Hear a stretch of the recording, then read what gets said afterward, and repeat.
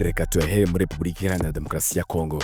Ingabo z'umutwe wa AFC M23 mu gitondo cyo kuri wa gatanu tariki ya 5 Ukuboza 2025 zahanuye drones y'intambara gisirikari cya Repubulika Iharanira Demokarasi ya Kongo.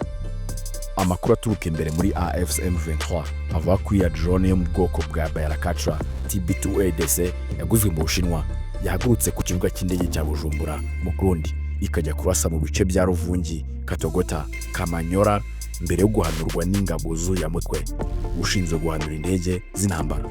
Iyi drone ibaye ya kane y'igisirikare cya Repubulika Iharanira Demokarasi ya Kongo ihanuwe na AFC M23 nyuma y'indi yo mu bwoko bwa CH4.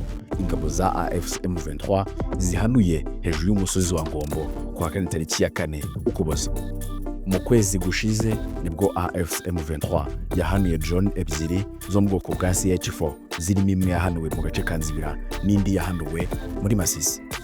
Kuri ubu ariko imirwano irakomeje kandi irakomeye, igeze ku munsi wa 4 muri aya masaha iracyakomeje mu bice bitandukanye by'intara Kivu y'Amajyepfo aho AFC M23 ihanganiyemo n'ingabo za Fardc n'iz'u Burundi.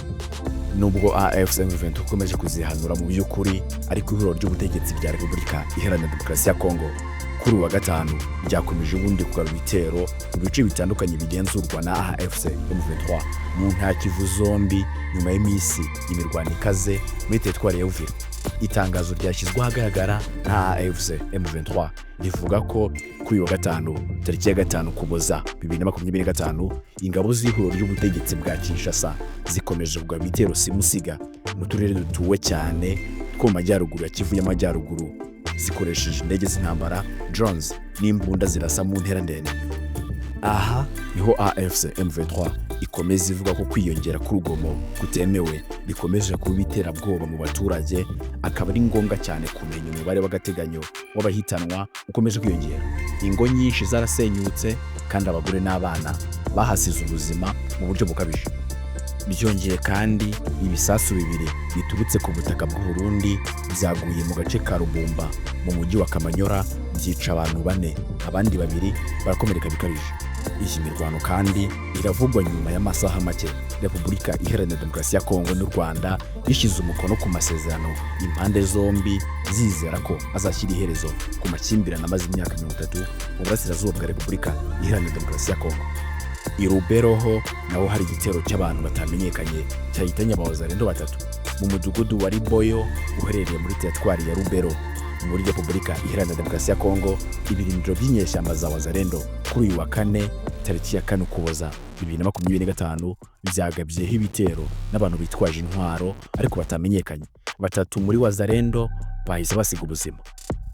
Abantu 3 bo mu mutwe wa UPLC bishwe n'imbunda 3 za AK47 zijyanwa n'abateye. Umwirondoro wabo ntiwigeze umenyekana. Uyu ni umwe mu bahaye amakuru Kivu Post Morning utifuje ko amazina ye yatangazwa. Itangazo ry'inyeshyamba za Wazarendo yo mu mutwe wa UPLC ryashyizweho umukono na John Mangoyiko, ryo ivuga ko hapfuye umuntu umwe ndetse n'ibirindiro byabo bigatwikwa. Iryo tangazo rigira riti: umwe mu bantu bacu ba UPLC bishwe, inkambi yabo iranatwikwa. Amakuru aturuka aho hantu avuga ko abateye bakomeje kugenzura ibirindiro by'abarwanyi ba UPLC mu mudugudu wa Riboyo. Ibi ngo byateye abaturage guhunga ku bwinshi berekeza Pawanza na Kambua bakeka ko ariho batekanye. Abenshi bahunze bari mu miryango iherereye mu mujyi wa Butembo muri Kivu y'Amajyaruguru. Ibyinshi babigezweho nibyo tubazinda ahangaha. Kanda subscribe kugira ngo uzamenye byinshi bitandukanye muri Repubulika Iharanira Demokarasi ya Kongo n'izindi update zose zitandukanye zo mu bice bitandukanye by'amakuru y'imyidagaduro, sport ndetse n'ahandi. Nje nitwa Ihanuye. Iradukunda.